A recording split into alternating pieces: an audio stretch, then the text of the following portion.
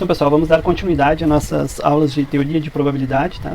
Então, só relembrando que na aula passada nós terminamos, né, falando da definição clássica, né, de probabilidade, que era bem simplesinha, né? Ela dizia assim: a probabilidade de ocorrer um evento A é a cardinalidade do conjunto A dividido pela cardinalidade do ômega, certo?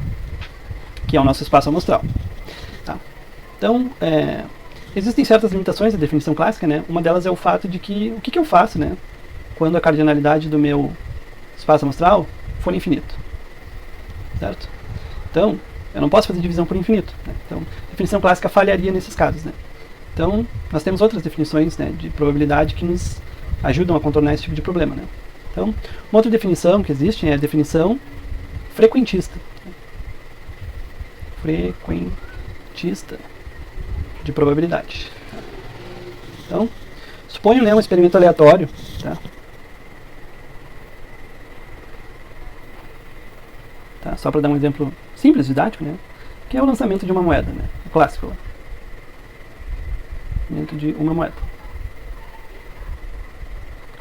Tá. Bom, como é que eu posso saber qual que é a probabilidade desse evento aqui, ó?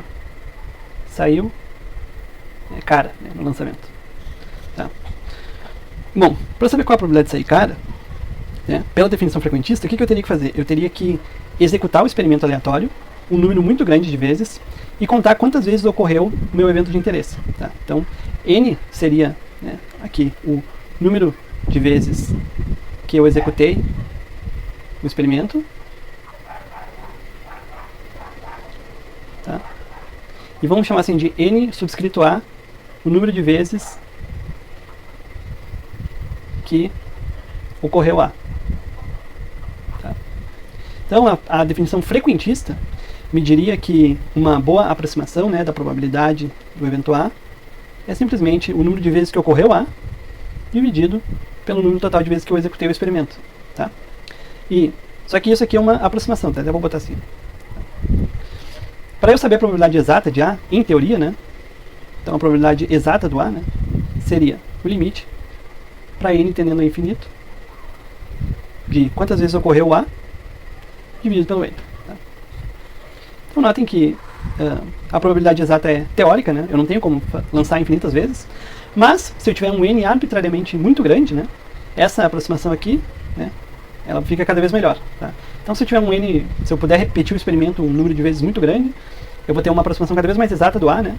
E pode seguir para termos práticos, assim, né? Eu tenho uma aproximação boa o suficiente para usar no que eu estiver interessado em usar, né? Então, digamos que pode acontecer, chegar ao ponto de que a probabilidade real, né? A probabilidade real é, sei lá, 0.58432121625.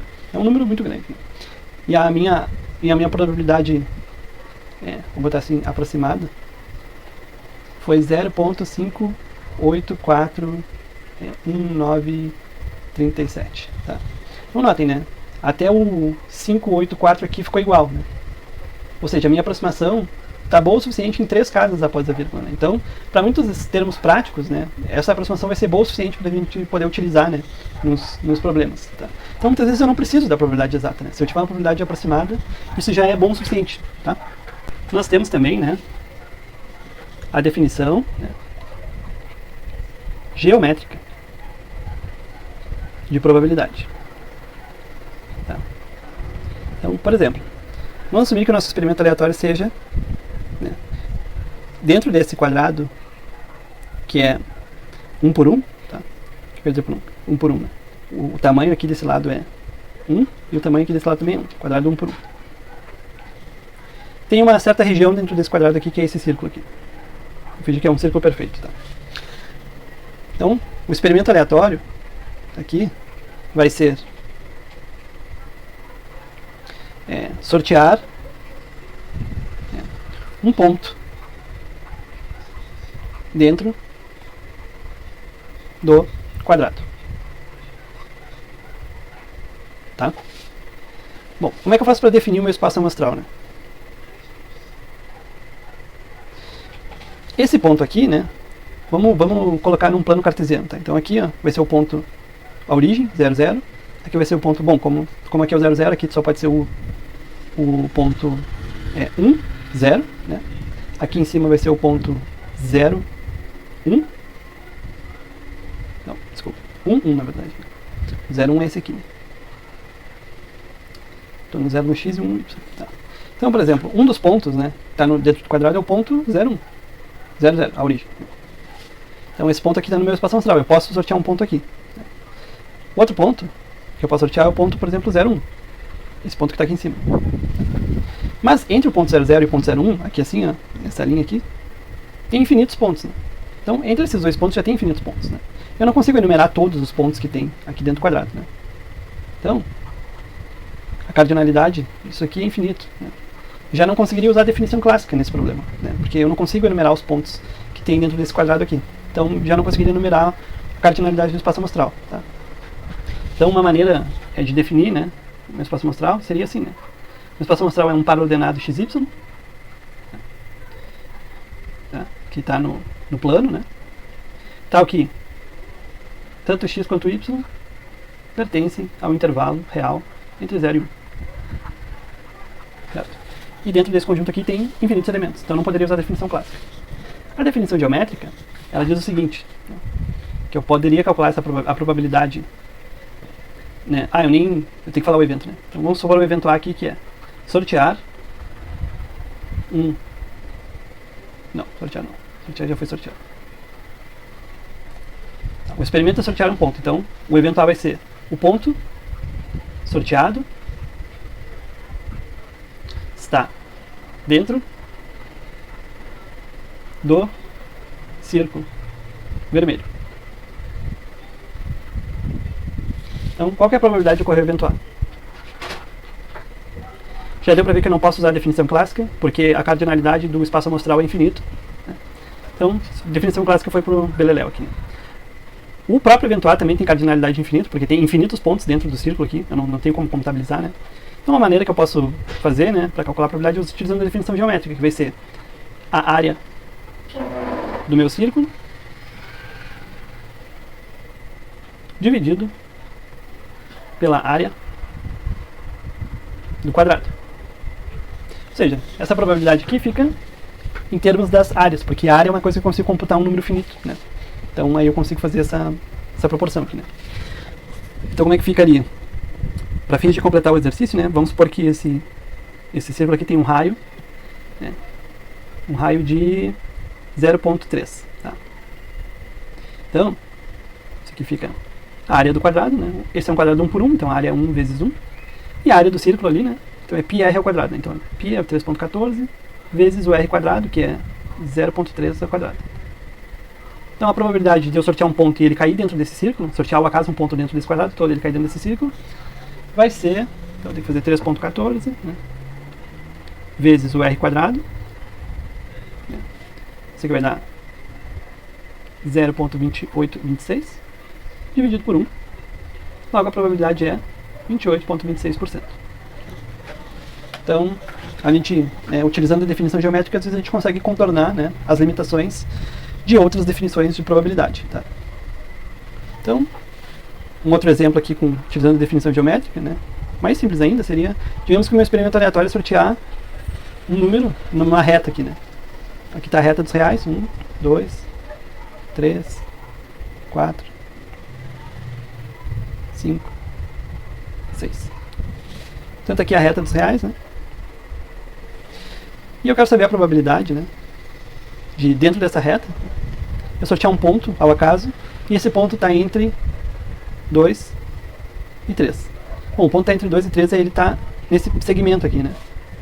Então, se eu utilizar a definição geométrica, fica bem simples, né? A probabilidade de ocorrer este evento aqui, né, que é sortear um ponto nesse segmento, é simplesmente o comprimento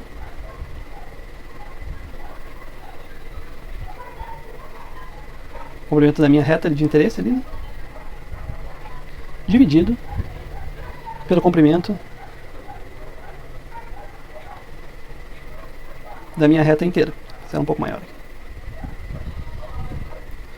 Bom, então do 2 até o 3 o comprimento é 1, né? E o comprimento da reta inteira aqui vai ser do 0 até o 6. Então, 6. Então, portanto, né, pessoal, essa probabilidade aqui é 1/6. Tá? Então ficou bem simplesinho de resolver. Né? Isso aqui é aproximadamente 16,66%. Então, pessoal, uma coisa que é interessante notar aqui também, né, nesses dois exemplos com a definição geométrica, é que a definição frequentista poderia muito bem ser aplicada aqui também. Né? Apesar de a gente ter um espaço amostral com cardinalidade infinita, né, a gente não poderia usar a definição clássica, mas nesse exemplo aqui a definição frequentista entraria, poderia ser usada, e a definição geométrica também. Né? Na definição frequentista, vamos supor, né, que eu joguei, até vou apagar aqui o exemplo só para... Supor que eu joguei, sorteei, né, 1 milhão de pontos, ou seja, sorteei um número muito grande de pontos, né? E quantos pontos desses sorteados eu observei dentro do círculo? Tá? Vamos supor aqui que eu observei 284.126. Tá? Então, se eu fosse calcular a probabilidade frequentista do A, ficaria o número de vezes que eu observei o A, vezes o número total de vezes que eu executei o experimento, 284.126 dividido por 1 milhão, 1 milhão de vezes que eu joguei. Né? Então, fazendo essa divisão aqui, né? Deixa eu ver. 284.126 dividido por 10 na 6. Deu 0,28412. Então, aproximadamente 28,41%. Então a definição frequentista poderia ser utilizada aqui também se eu tivesse acesso a dados experimentais, né? Por exemplo, o experimento foi executado um número muito grande de vezes, dessas vezes eu observei sucesso, né? Eu observei a ocorrência do meu evento esse número de vezes. Bom, então eu tenho uma probabilidade frequentista. Tá? Então notem que, né, a definição frequentista e a definição geométrica nos ajudam, né, com certos problemas que a definição clássica não ajudaria. Tá? Mas a definição mais utilizada, né, de longe, né, é a definição axiomática de probabilidade. Na aula passada eu já dei os axiomas, né, mas ela é a definição mais geral, assim. Né? A gente pode usar qualquer modelo que respeite os axiomas, né, pode ser considerado uma medida, um modelo probabilístico, né, uma medida de probabilidade. Desde que, né, os axiomas que tem que ser respeitados são esses aqui, né. O primeiro é que um evento A qualquer tem que ter probabilidade entre 0 e 1. Né? Isso vale para todo evento A pertencendo ao espaço amostral, certo? A probabilidade de ocorrer algum elemento do espaço amostral é 1. E por último, né, a probabilidade de ocorrer uma combinação de A união B, dois eventos A e B, né? É a probabilidade de A mais a probabilidade de B. Para todos os eventos AB, né, tal que A intersecção B seja vazio. Ou seja, para quaisquer dois eventos A e B disjuntos, né, isso aqui significa ser disjuntos, ou mutuamente excludentes, também são sinônimos, essa probabilidade aqui é a probabilidade de um mais a probabilidade do outro, individualmente. Em probabilidade, né, a maneira como estão fraseadas os problemas de probabilidade tem 3 palavrinhas assim chave que aparecem, né, nos enunciados, que é importante a gente saber relacionar essas palavras com as combinações de eventos que a gente viu das aulas passadas. Então tem essas 3 palavrinhas aqui, são, né, a palavra e, a palavra ou e a palavra não. Tá? Essas 3 palavras são importantes de entender o que elas significam no contexto de probabilidade. Tá? Então, quando vocês estão fazendo um problema e pede lá no enunciado a probabilidade de ocorrer um evento A e ocorrer um evento B, isso significa a ocorrência simultânea dos dois eventos. Tá? E ocorrência simultânea é intersecção. Então o que esse problema está pedindo na realidade é a probabilidade de A intersecção B. Certo? Quando o enunciado disser que é a probabilidade de ocorrer A ou B, tá? O significado disso é que tanto faz, eu quero saber a probabilidade de ocorrer algum elemento de A ou algum elemento de B. Tá? E isso configura uma união. Então quando aparece fraseado dessa maneira no enunciado, vocês têm que saber que vocês querem calcular na verdade a probabilidade de A união B. Tá? E a última palavrinha ali é o não, né? Então se eu quero pedir a probabilidade de não ocorrer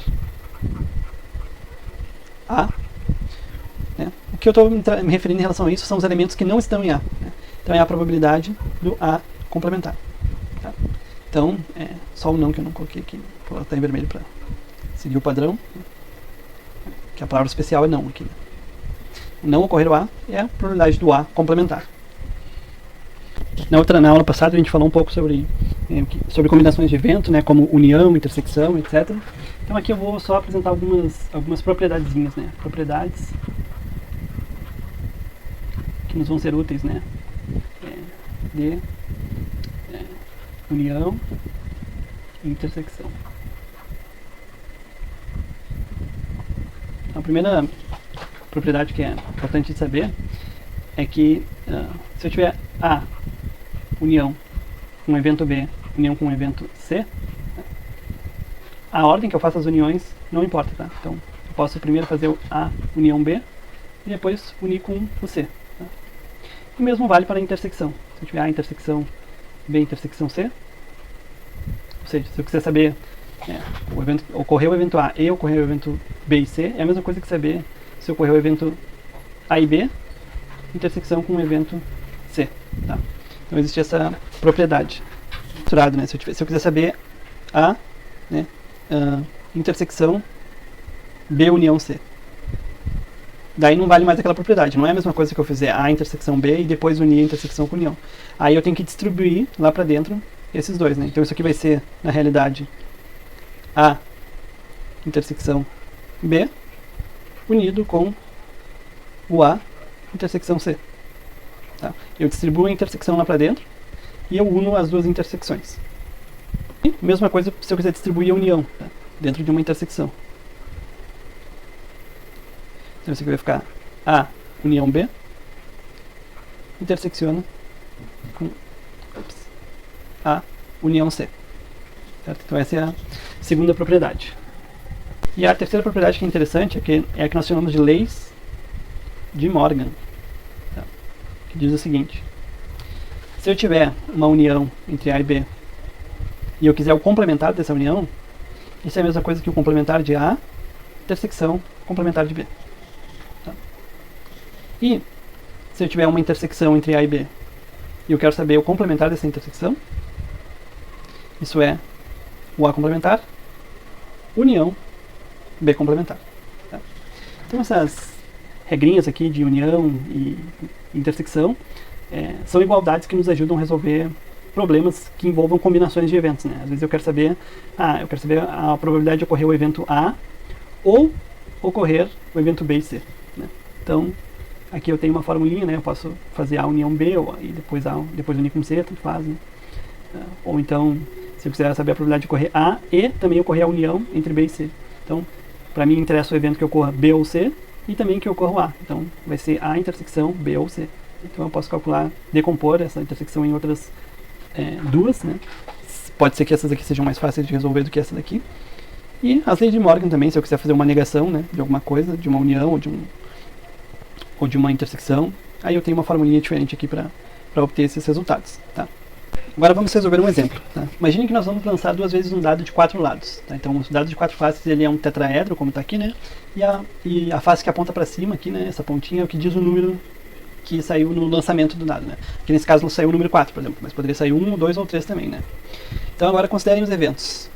O evento A é sair um número maior que 2 no primeiro lançamento, porque nós vamos lançar duas vezes, né? E B é sair um número maior que 2 no segundo lançamento. Então, é pedido aqui no exercício. Letra A, defina um espaço amostral ômega. Tá? Então vamos começar definindo o nosso espaço amostral. Então, se a gente fosse enumerar cada elemento, né, a gente podia fazer daquele jeito clássico, né? No primeiro lançamento pode sair 1, e no segundo 1 também. No segundo pode sair 1, no segundo elemento, né, pode sair 1 no primeiro lançamento e 2 no segundo. Pode sair 1 e 3, né, 1 e 4, assim sucessivamente. Tá? Mas eu vou desenhar o espaço amostral de uma maneira um pouco diferente aqui. Né? Então vamos supor que aqui eu vou botar o primeiro lançamento. Né? O primeiro lançamento pode sair 1, 2, 3 ou 4. Vou botar mais espaçado para ficar melhor. 1, 2, 3 ou 4, certo? No segundo lançamento, que eu vou botar aqui, né, pode sair 1, 2, 3 ou 4. E esse aqui vai ser todo o nosso espaço amostral. Então pode sair um 2, 3, 4. Ou pode sair 2 e depois 2, 2.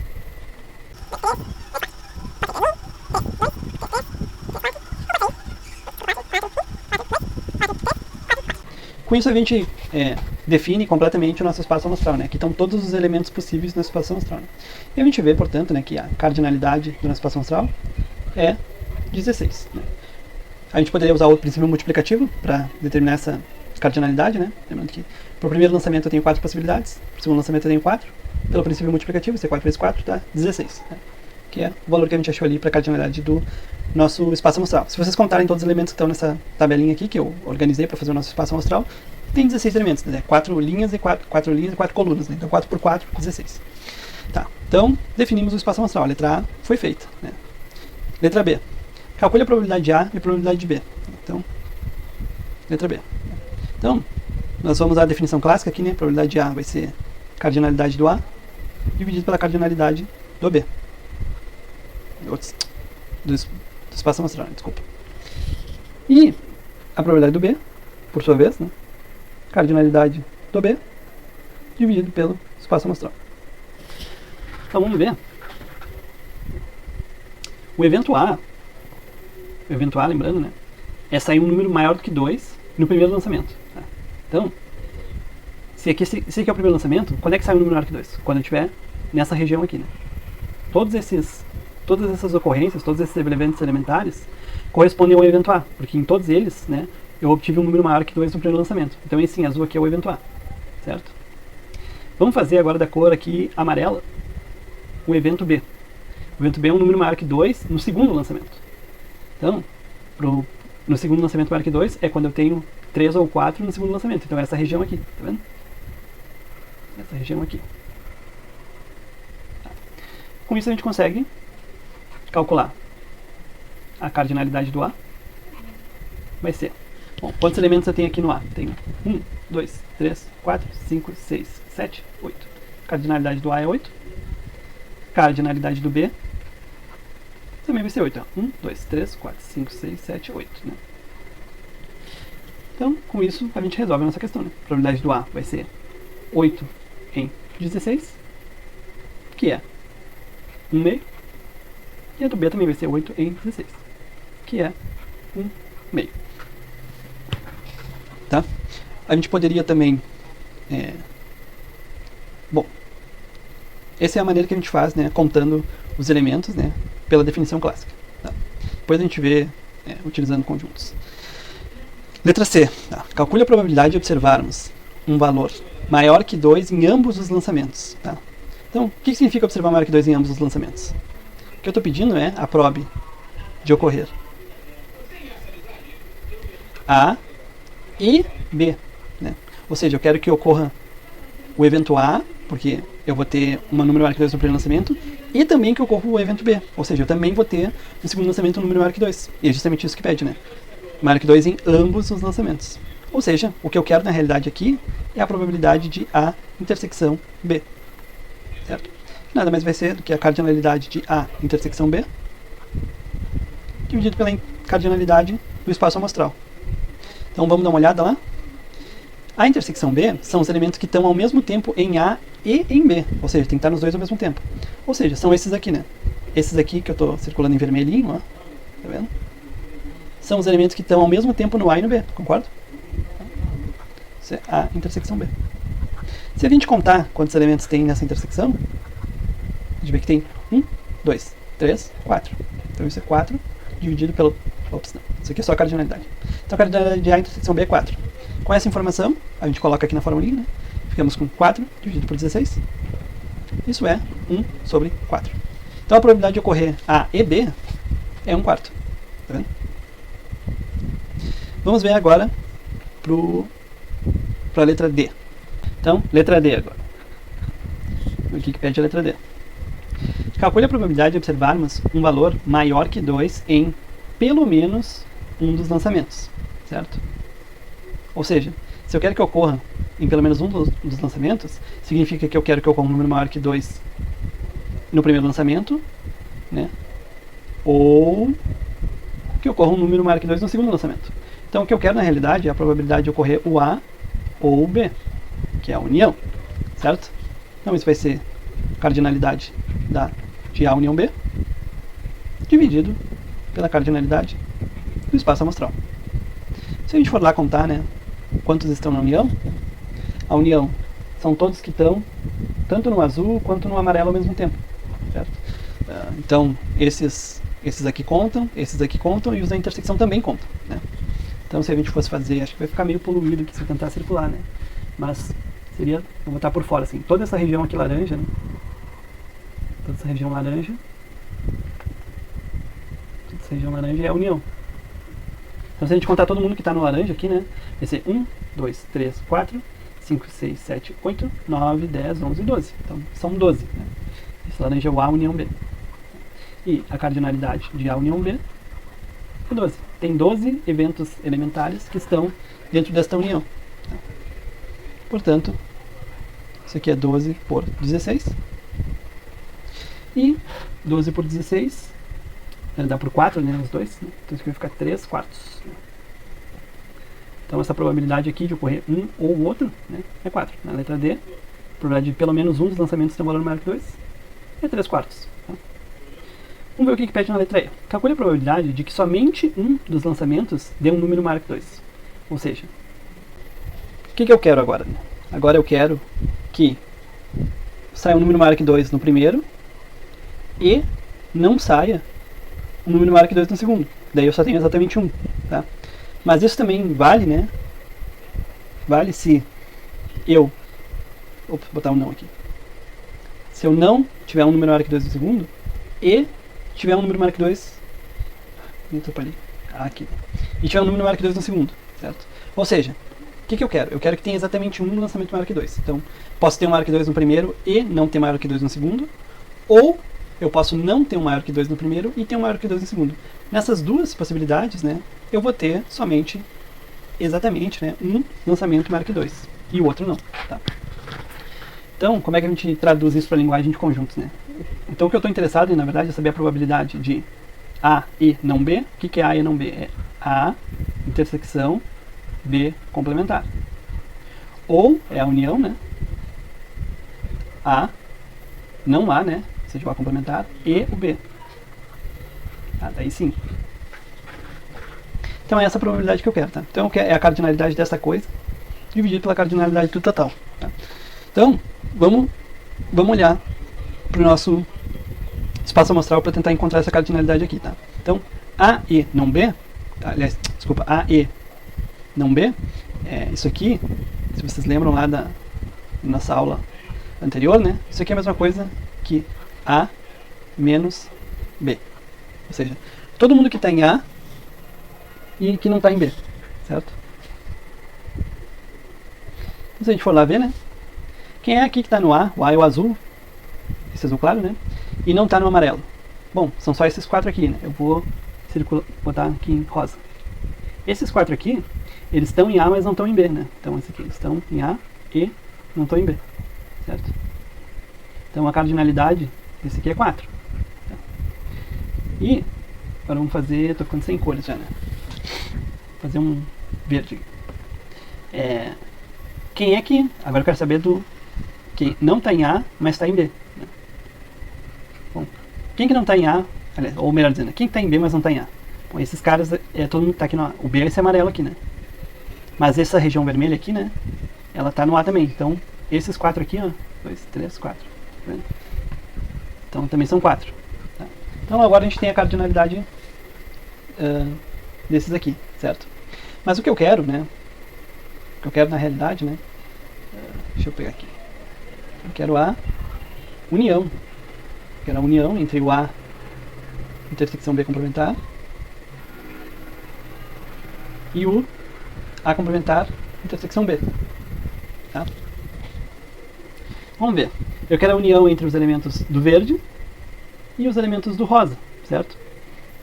Então, vai ficar difícil circular aqui, mas eu vou fazer uma tentativa com verde claro. Então, esses caras aqui do verde claro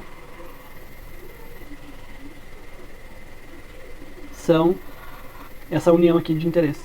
Essa minha união aqui. Tá? E contando, né, os elementos, é só contar os que eu sublinhei em rosa mais os que eu sublinhei em verde. Então, a cardinalidade desse evento aqui, né, eu vou escrever A intersecção B complementar, união A complementar, intersecção B. Essa cardinalidade aqui é 8, que eu tenho 4 que estão aqui e 4 que estão aqui, certo? Bom, agora com esse resultado contabilizado, né, eu sei que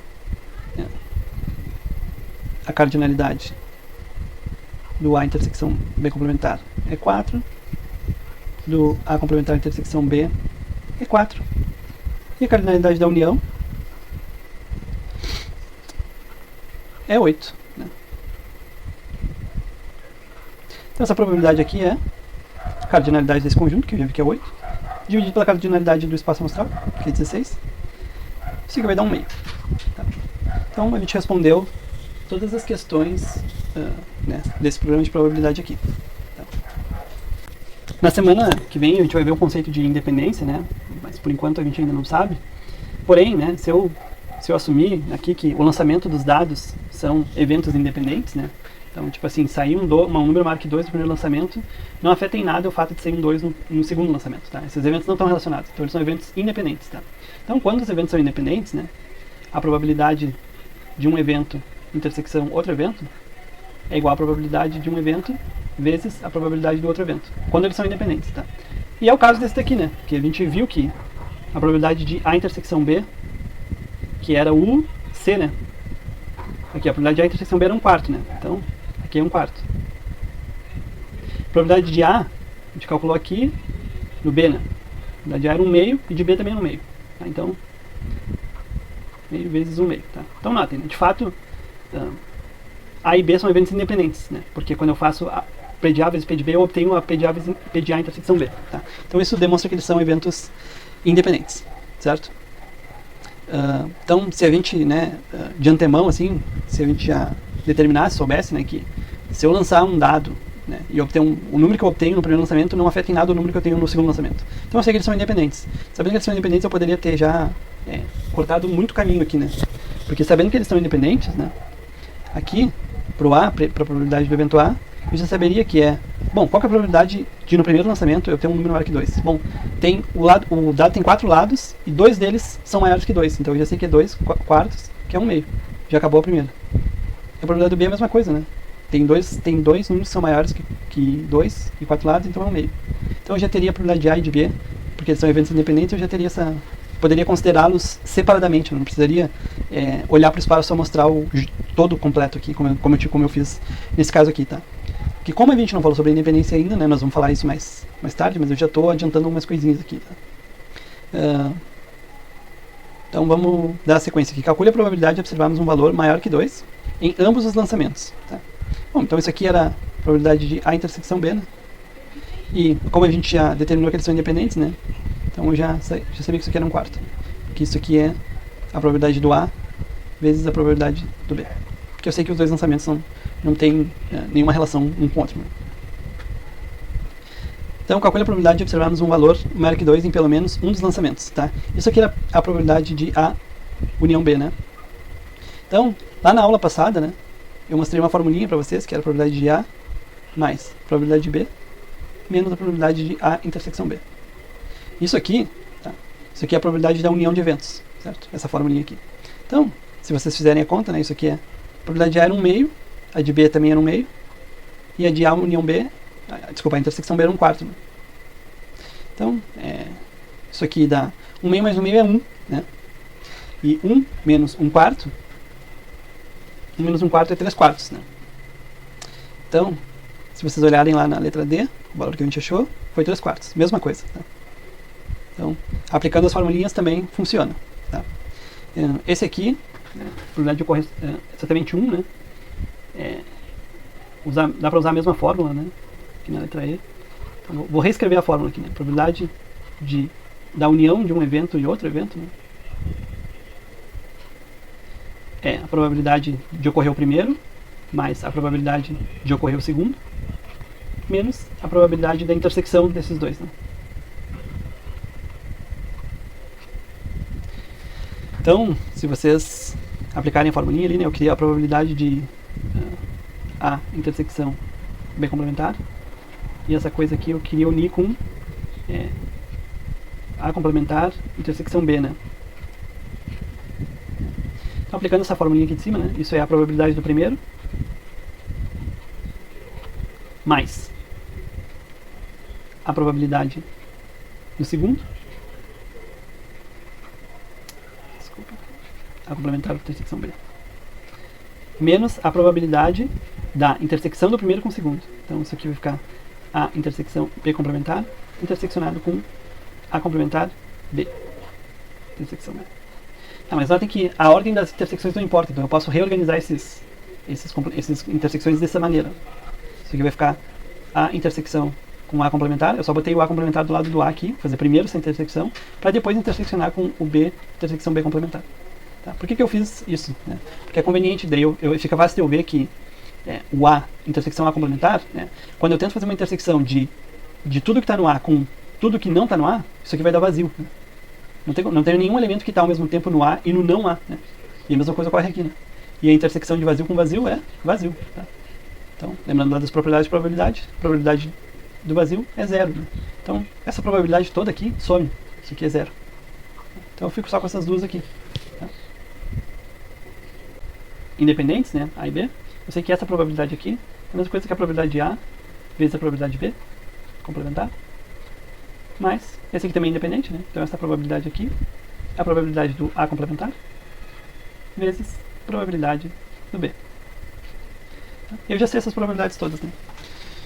Lembrando, vou até escrever a formulinha aqui no canto, só para... A gente viu na aula passada que a probabilidade de um evento complementar é 1 menos a probabilidade desse evento ocorrer, certo? Então, a probabilidade de A, a gente viu que é 1 meio, multiplica. Bom, a probabilidade do B complementar é 1 menos a probabilidade do B, então é 1 menos 1 meio. Somado de, bom, isso aqui é 1 menos a probabilidade do A, que é 1 meio, vezes a probabilidade do B, que é 1 meio. Então, isso aqui vai dar 1 meio vezes 1 menos 1 meio, que é 1 meio, então isso aqui vai dar, aqui dá 1 quarto, mais, aqui dá 1 meio vezes 1 meio, também 1 quarto. Então isso aqui deu 2 quartos, que é igual a 1 meio. Se vocês forem comparar com o resultado que a gente obteve antes ali, né? 1 meio também. Então assim, dá para usar as regrinhas de probabilidade para chegar nos mesmos resultados, né? Sem ter que olhar para todo o espaço amostral. Nesse exemplo, era possível desenhar o espaço amostral e coletar todos os dados, as uniões, intersecções, tudo que era necessário para a gente fazer essas contas aqui, né? Mas nem sempre vai ser o caso, né? Às vezes nós vamos ter espaços amostrais que são muito complexos e não vai dar pra gente fazer os desenhinhos e chegar nas respostas contando elementos, tá? E aí a gente vai ter que usar as formulinhas, de fato, né? Fazer de uma maneira mais algébrica, assim. Mas aí conforme a gente vai fazendo exercícios, vamos treinando isso, tá? Aqui tirei uma questão de concurso para a Prefeitura de Porto Alegre, tá? Então a questão diz assim, ó. Uma questão de prova de estatística apresenta um grau médio de dificuldade. O João tem 75% de chance de resolver a questão e o Daniel tem 60% de probabilidade de não resolver a questão. Tá? Então o que nós estamos dizendo aqui? Né? Que se a gente considerar que o evento, vou chamar de J, tá? O evento J é o João resolveu a questão. Tá? E vou chamar de D o evento Daniel resolveu a questão. Tá? Então, está perguntando assim, ó, qual será a probabilidade de que a questão seja resolvida? Tá? Eles tentam resolver a questão de modo independente, ou seja, o João resolve a dele sozinho, sem ajuda do Daniel, e o Daniel tenta resolver a dele sem ajuda do João, certo? Então, eles são resolvidos de modo independente. Tá? Então, essa palavra-chave aqui, né? Independente. Como os eventos J e D são independentes, eu sei que a probabilidade de J intersecção D é a probabilidade do J vezes a probabilidade do D. Tá? Portanto, a probabilidade de que a questão seja resolvida seria a probabilidade de acontecer o J ou o D. Porque para a questão ser resolvida, basta que ou o João ou o Daniel resolvam ela, né? Tanto faz, né? Qual dos dois. Então o que eu quero na realidade é a probabilidade de, deixa eu escrever, J união D, que é esse O aqui. E a gente lembra da formulinha lá, né? Probabilidade de J união D é a probabilidade de J, mais a probabilidade de D, menos a probabilidade de J intersecção D. certo? Então vamos pensar, né? Quanto que vale em cada um desses valores aqui, né? Quanto que é P de J? É a probabilidade do João resolver a questão, né? E a gente viu no enunciado que a probabilidade do João resolver a questão é 75%. Então nós vamos botar 0,75 para o João. Qual que é a probabilidade do Daniel resolver a questão? Bom, o enunciado informou que ele tem 60% de probabilidade de não resolver a questão. Então, isso é 1 menos a probabilidade do Daniel não resolver a questão. Então, a probabilidade do Daniel resolver a questão é 1 menos 0,6. Portanto, é 0,4. A única que falta agora, para a gente resolver o problema, né, é saber a probabilidade dos dois resolverem a questão, do João e do Daniel resolverem. Bom, mas a gente sabe que porque eles são independentes, a gente tem essa fórmula aqui, né? Então isso aqui é 0,75 vezes 5 vezes o 0,4. E essa conta aqui dá, vou pegar a calculadora, 0,75 vezes 0,4 dá 0,3. Portanto, né, isso é 0,75 mais isso aqui é 0,4 menos isso aqui é 0,3. Então, fazendo a conta, né, 0,75 mais 0,4 menos 0,3 dá 0,85. Logo, né, a probabilidade de ocorrer J ou D é 85%. Tá? Então, letra E. Mais uma questão de concurso, então, aqui para a gente treinar um pouco os conceitos que a gente acabou de aprender, né?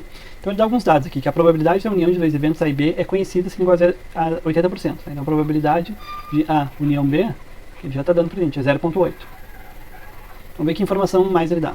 A probabilidade da união de seus complementares é 70%. Então, união dos complementares. Então é o A complementar unido do B complementar é 0,7. Certo? A probabilidade de A ele deu também. A probabilidade de A é 40%, então 0,4. Ele pede a probabilidade de B, né? Para dar a entender ali no. Tá, então vamos ver. Probabilidade de A, união B, a formulinha, né, que a gente já conhece, né? É a P de A mais P de B menos P de A intersecção B. Tá. Notem que a união B a gente tem, P de A a gente tem, P de B é o que a gente quer saber. Então falta, se a gente conseguir obter P de A intersecção B, a gente mata esse exercício, né? Então, obviamente, né, a informação que a gente não usou é essa daqui, né? Então, é daqui que a gente vai tirar a probabilidade de A intersecção B. Como? Né? Se vocês lembrarem lá das leis de Morgan, que eu mostrei ainda nessa aula, né? Se eu tenho dois eventos, né, vou chamar de evento 1 e evento 2, né? Evento 1, união, evento 2. Tá. Se eu fizer a negação dessa união, o que eu vou ter? Eu vou ter o evento 1 complementar, né, intersecção do evento 2 complementar. Tá? Então, o que a gente sabe ali, né, do A e B? Eu sei que se eu tenho A intersecção, união, desculpa, B, e eu faço a negação disso aqui, então vai ser a negação desse aqui, certo? Só que não tem uma coisa, né? Se eu negar um evento que já está negado, fazer o complementar do complementar, é o próprio evento. Então, em vez de botar aqui A, complementar, complementar, eu boto só direto A. Intersecção, a negação do segundo. Então isso aqui é B, complementar, complementar, aqui é B. Então isso aqui é B. Tá vendo?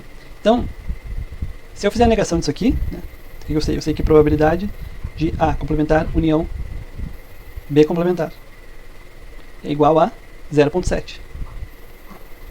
E lembrando, aquela formulinha de sempre, né?